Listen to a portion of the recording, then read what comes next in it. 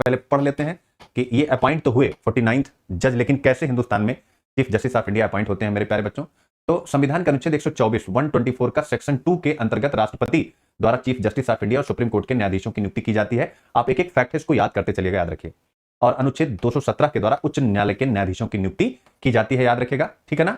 और अनुच्छेद 217 क्या कहता है कि राष्ट्रपति को संबंधित उच्च न्यायालय के मुख्य न्यायाधीश, राज्यपाल और भारत के मुख्य न्यायाधीश से परामर्श करना चाहिए, याद रखिएगा, ठीक है ना। क्लियर है मेरे प्यारे बच्चों। तो ये हो गया यानी उच्च न्यायालयों के संदर्भ में।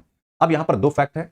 चीफ जस्टिस ऑफ इंडिया का कार्यकाल 65 वर्ष की आयु प्राप्त करने तक होता है, लेकिन हाई कोर्ट के जज 62 साल की उम्र में ही रिटायर हो जाते हैं, ये भी एक अंतर है।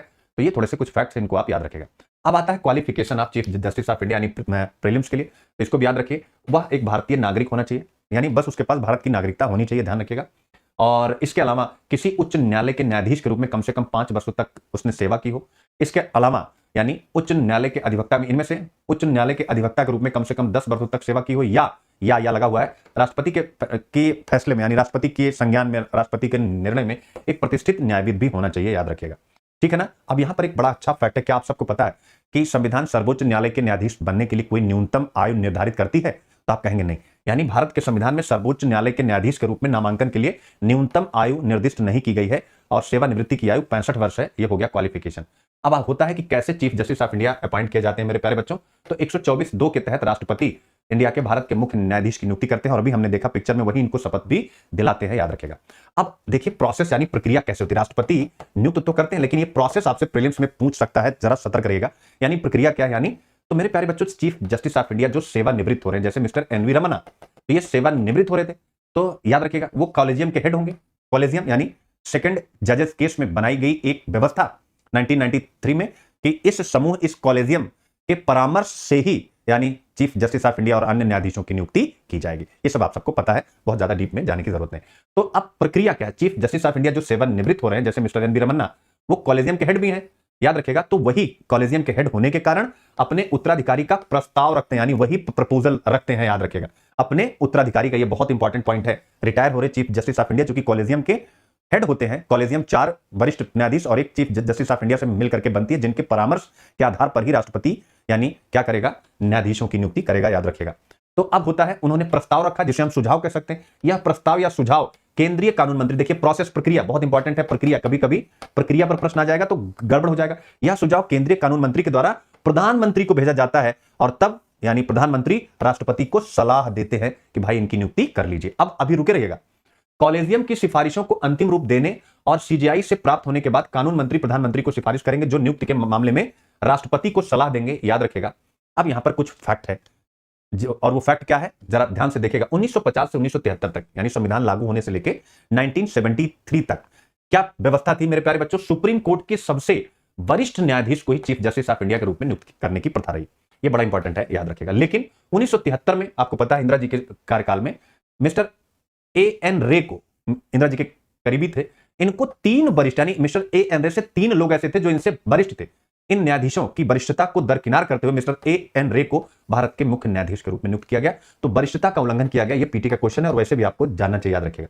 लेकिन सेकंड जजेस केस, अब आपके मन में आ सकता है सर फर्स्ट जजेस केस क्या है?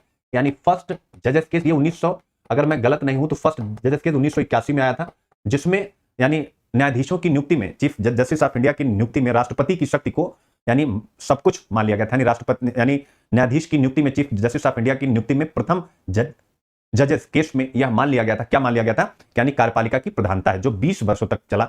उसके बाद आपके सामने आप देख सकते हैं, याद रखिएगा, ठीक है ना। उसके बाद आप ध्यान रखिएगा 3 वरिष्ठ न्यायाधीशों को हटाकर भारत सेकंड जजेस केस आया 1993 में, और इसमें सुप्रीम कोर्ट ने घोषित किया, क्या घोषित किया, ध्यान रखिएगा, यहीं से कॉलेजियम की उत्पत्ति हो रही कि चयनित सीजीआई को सुप्रीम कोर्ट का सबसे वरिष्ठ जज होना ही चाहिए।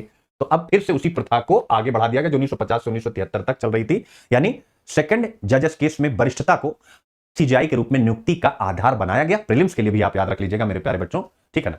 अब आता है कौन सा सिस्टम है जिसके द्वारा जजों को नियुक्त किया जाता है मेरे प्यारे बच्चों, तो उसका नाम है कॉलेजियम, याद रखेगा।